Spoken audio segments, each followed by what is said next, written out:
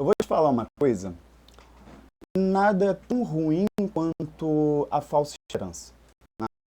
Quando você acredita muito que uma coisa vai acontecer, ela pode acabar parecendo real. As coisas vão acontecendo, tudo vai dando certo, até mesmo as coisas que normalmente dão errado, elas acabam dando certo, parecendo você. E aí você vai corpando e tal. Muita coisa boa aconteceu, algumas coisas ruins aconteceram, né? A derrota, por exemplo, a eliminação da Copa do Brasil foi um revés, mas houve vários coisas boas até revés. Beleza, foi o pior revés possível, suave. Aí veio no início do ano, veio várias coisas boas, aí veio o revés na final.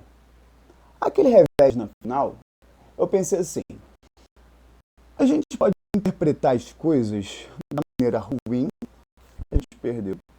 A gente pode imaginar o seguinte, foi quase. Nas duas foi nos pênaltis.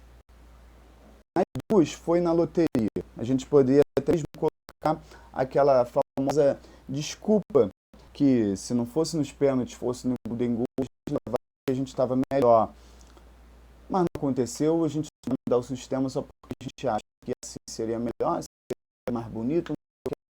Essas coisas elas não aconteceriam dessa forma. E a gente chega agora, toda data FIFA Fluminense é uma desgraça. Toda data FIFA Fluminense é uma desgraça. Toda. Toda.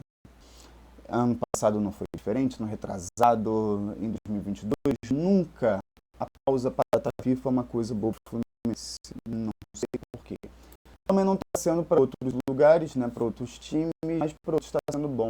Quando você está muito mal, né, acaba que qualquer ajuda melhora. Mas para quando você está bem, isso vai ajudar os outros e não vai te ajudar, isso vai te atrapalhar. Né?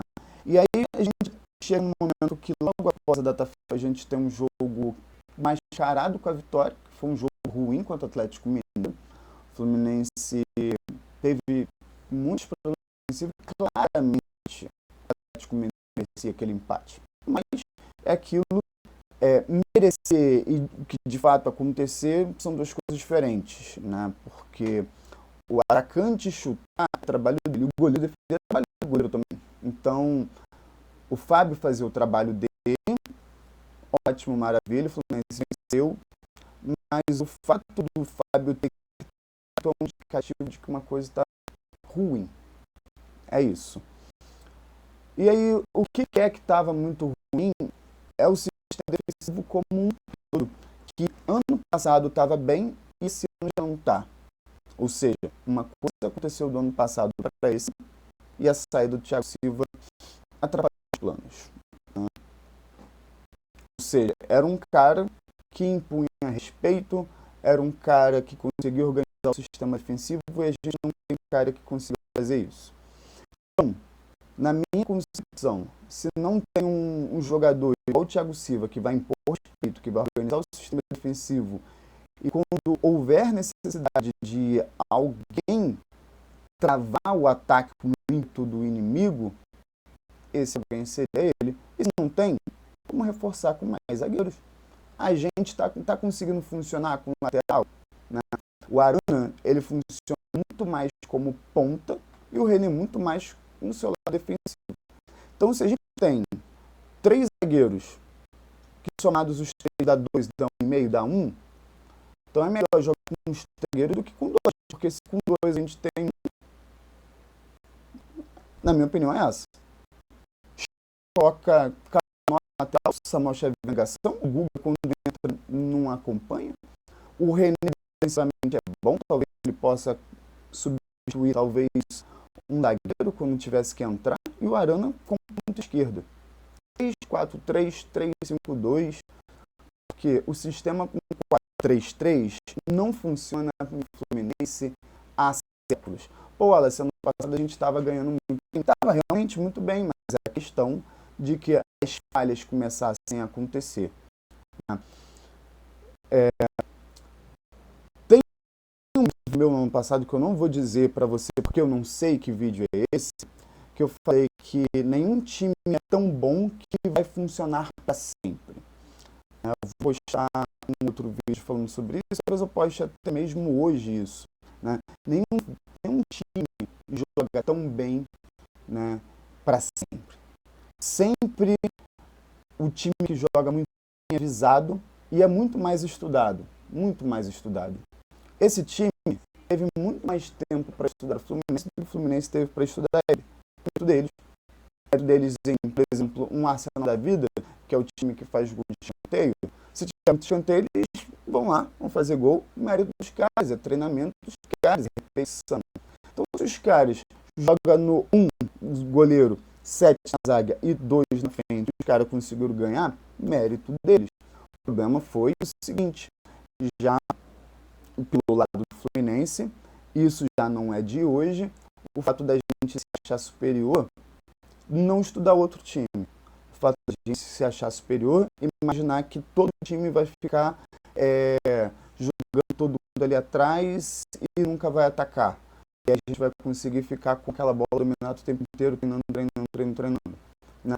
É erro isso, de subestimar a forma com que o time vai lidar. A gente vai conseguir segurar. Pô, nós temos zagueiros pesados. O Ignacio é pesado. O Freitas é pesado. Tu vai conseguir segurar o ímpeto dos caras com um maluco que quando a bola é jogada pro alto, posição, o maluco já tá na bola? Ou seja, é fácil você dizer, né, que as coisas vão dar errado quando elas já aconteceram de forma errada. Mas você não prevê que as coisas podem ser diferentes, também é errado. Você partir do pressuposto que aquilo que você é aquilo que vai acontecer, é pretensão sua. Você está sendo pretensioso. E nesse quesito, eu acho que foi pretensiosidade. Hoje, o Zildi, ele cometeu erros dos últimos técnicos que passaram para o Fluminense. O que eu estou sentindo hoje, essa frustração, essa raiva que eu estou sentindo dele, é a raiva que eu senti do Renato Gaúcho, principalmente no jogo com o Lanús, no jogo de volta. O Fluminense perdeu, o Fluminense está ali em terceiro lugar, o Fluminense precisa agora ganhar 4 jogos seguidos. Se não ganhar 4 jogos seguidos, precisa torcer uma combinação de resultados ruins para talvez ficar em segundo. Porque se o Trabalhava conseguiu vencer o Bolívar, conseguiu vencer o Fluminense no Maracanã e tirar a invencibilidade do Fluminense no Maracanã de mais, significa que ele consegue, talvez, lá na altitude de empatar o Bolívar e ganhar na Venezuela. Então, muito provavelmente, esse time deve ficar com a primeira posição. Cara, se o Fluminense conseguir passar para a próxima fase, o Acosta voltar, o time voltar a melhorar, cara, caguei para essa fase de grupos. O que importa é que a gente passe de fase. O que importa é isso. No primeiro vídeo que eu fiz, né, primeiro vídeo não, né? O vídeo que eu fiz no jogo contra o Laguaira, ou seja, uma semana atrás, eu disse que no passado o Flamengo foi campeão, sendo segundo lugar no seu grupo, o LDU foi primeiro, e o Palmeiras, que foi primeiro lugar geral, ficou em segundo. Em 2024, o Botafogo perdeu em casa, assim como o Fluminense, participou da pré-Libertadores e acabou se sagrando campeão, né, tanto brasileiro quanto Libertadores. Né? Ou seja, 2024 e 2025 foram um roteiro. O Flamengo não perdeu com o Botafogo, mas o roteiro foi o mesmo, né, de segundo campeão e campeão do brasileiro. Né? Vamos se espelhar nisso, não vamos perder esperança, vamos subir título de ganhadora, vamos ganhar do Lagoa em casa, vamos ganhar do Argentino lá. Mas para essas coisas acontecerem, primeiramente, o time precisa, né, os dois primeiramente, né? Aí agora eu vou comentar em relação o que eu tenho observado que ele tem feito igual ao Diniz, né? Primeiro ponto, ele fez a Diniz. O Diniz, em 2023, que ele ganhou a Libertadores, ele se achou ali o Guardiola misturado com o Ancelotti, misturado com o José Mourinho, misturado com o Tele Santana. Ele se achou o melhor treinador do universo.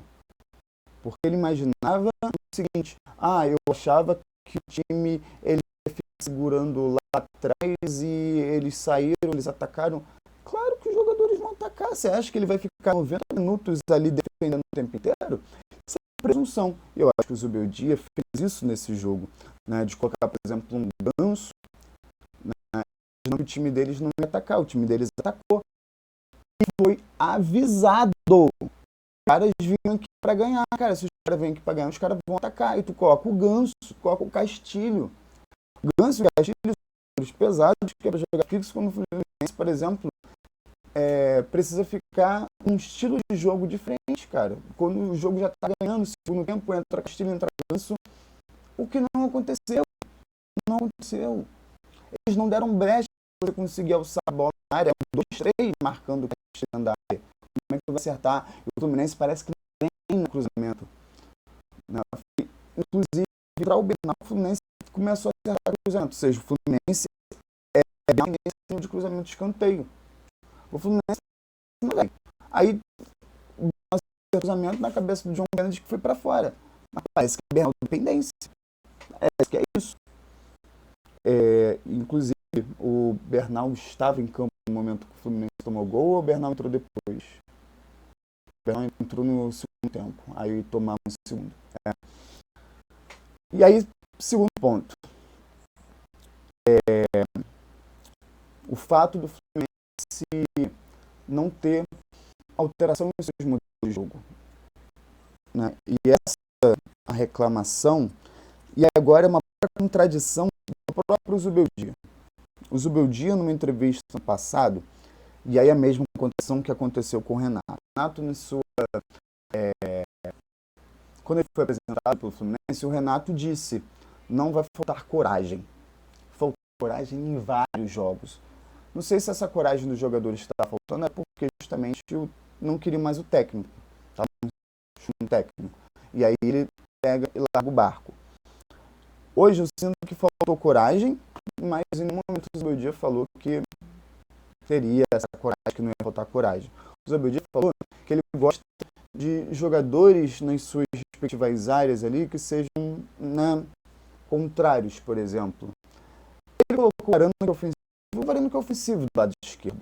Por que ele não fez essa troca? Colocou o Canóbio de Varane e o Samuel Xavier com o Savarino. Ele não fez essa troca. Eu não entendo por que fez essa troca, né? A nível, tipo assim, me pautar do que ele fala.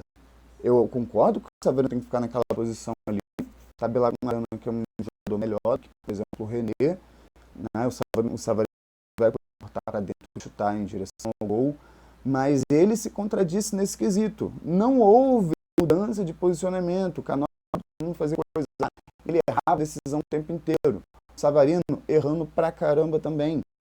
Cheguei em determinado momento do jogo que eu fiquei assim, cara, os jogadores estão querendo errar, cara, não é possível errar tanto como esses caras estão errando, né? Ou eles ficaram numa ansiedade absurda, não estão conseguindo acertar mais. Mas parecia, tava dando a sensação de, tipo assim, pô, eu quero errar. O Serna que entrou, toda hora tentava driblar, tentava na linha de fundo, saiu a bola e tudo. Savarino livre, tentou driblar, perdeu a bola. O Canóbio que driblava um, driblava dois, achava que era o Messi de novo. Cara, os mesmos erros de vários jogadores do ano passado, né?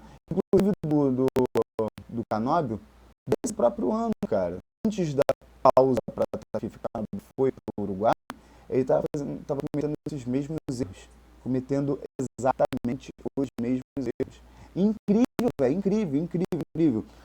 Passa momento, entra momento, e os erros do Fluminense voltam a aparecer, né? Agora, no quesito Mano Menezes, né? Essa foi a percepção do erro comparado com o Renato. Agora, no quesito Mano Menezes. Cara, não, ainda no momento Renato ainda. voltando lá no jogo contra o Lanús, que aquilo me irritou muito. Ele não colocava o John Kennedy para jogar. Ele não colocava o Riquelme para jogar.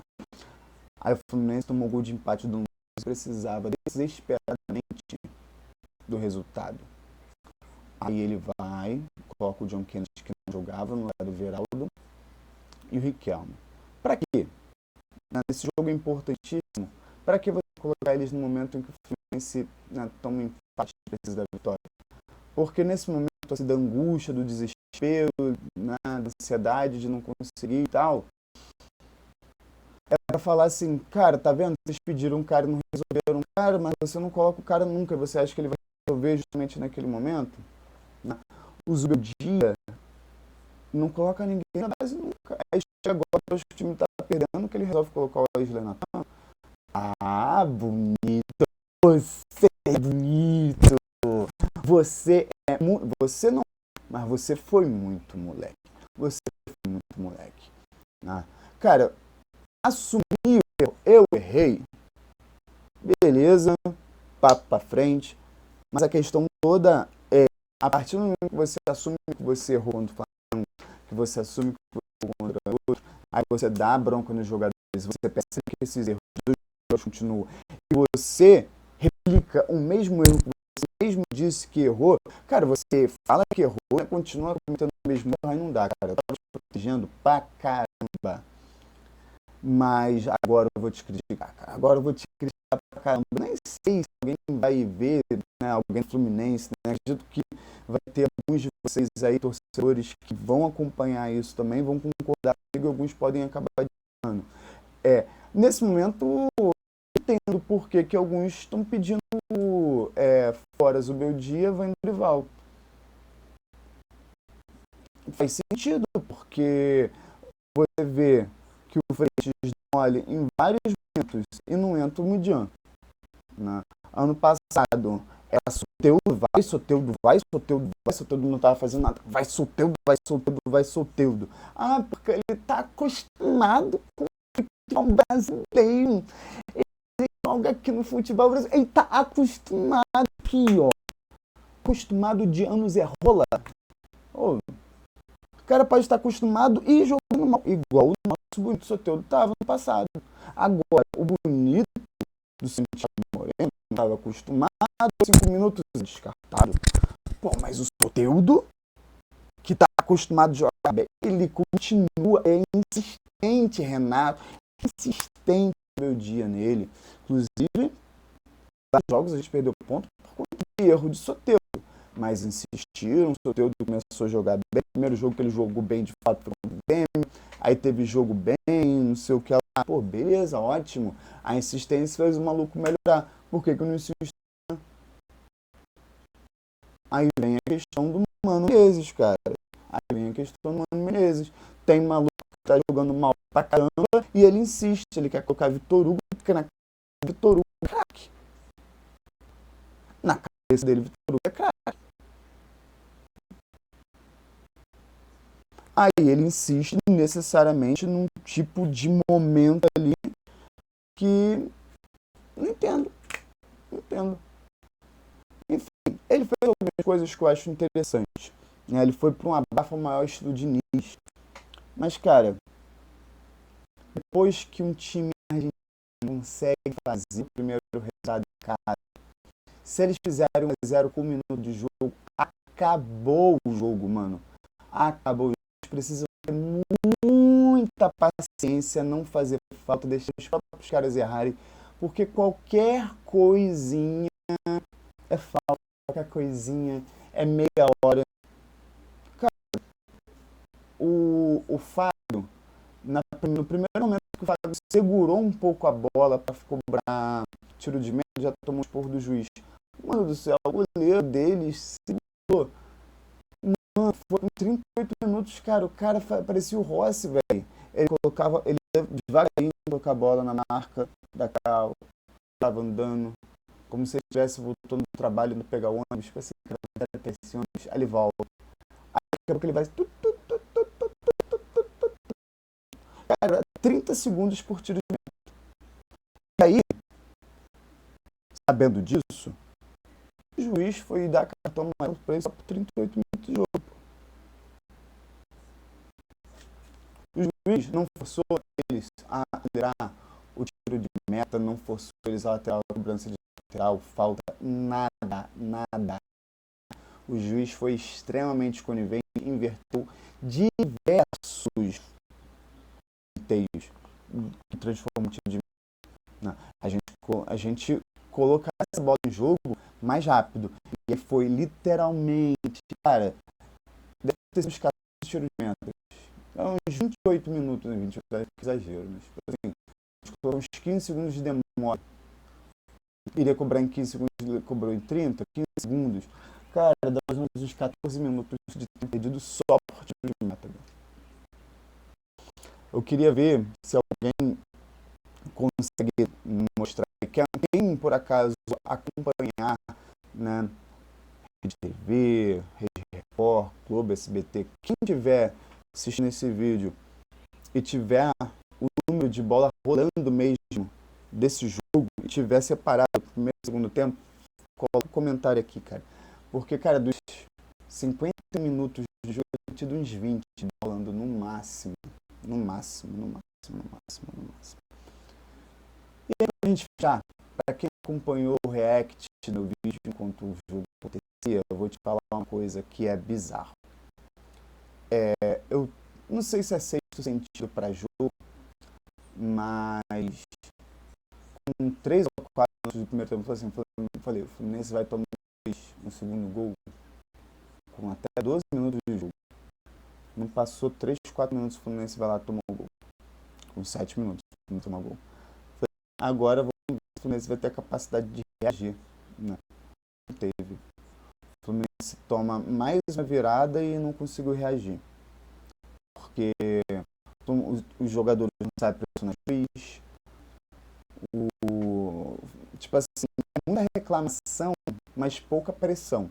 E reclamar, cara, tu vai acabar tomando um cartão amarelo. O goleiro pegou na mão, vai lá, conta esse juiz, ó. 1, 2, aprende a falar espanhol. 1, 2, 3, 4, 8, passou. Escanteio, fazer isso, cara. Aí não faz. Não fala, é contar junto com o juiz ali. Não faz isso, velho. Aí fica reclamando, pô, mas aquela falta. Pô, cara, muita raiva do Samuel Xavier, porque ele vai reclamar. E ele reclama de uma forma que esse cara ele vai tomar cartão amarelo. Mas, para outras paradas, o maluco não faz nada, velho. Mas, enfim, falar agora, depois da merda feita, é uma coisa. O Fluminense agora vai enfrentar nem sei quem. Eu tô, nesse momento, igual vários torcedores. Eu nem quero mais saber de Fluminense por agora. Eu quero dormir, quero acordar amanhã. Inclusive, eu queria poder estar comemorando a vitória. Mas, graças a Deus, né, Deus é bom o tempo todo e o tempo todo Deus é bom. Eu não fui nesse jogo. E lamento por aqueles que foram. Mas aqui é o seguinte, está começando a acontecer, igual aconteceu com o Renato, igual aconteceu com o Mano, igual aconteceu com o Luiz. Esse baixo desempenho sendo exatamente igual aconteceu com os outros. Vamos ver agora como é que serão as cenas dos próximos capítulos, dos próximos episódios, ver se esse time vai voltar a jogar bem. Não faz muito tempo que o Fluminense jogou bem. Né? Contra o Corinthians, o Fluminense teve alguns momentos ruins na partida, mas o Fluminense jogou bem. Ou seja, não faz muito tempo que o Fluminense jogou bem. Mas o Fluminense precisa ali reencontrar. Será que esses 2 jogos perdidos foram picuinha contra o Matheus Rodrigo? Não sei. Contra o Mário Flabitcoin, sei lá. Enfim, não sei. Só sei que aconteceu desse jeito. Vida que segue. Se aconteceu desse jeito, está escrito no livro de Deus e a gente está repetindo aqui porque são as coisas que a gente interpreta, como a gente sente, como a gente vê. Mas se é esse caminho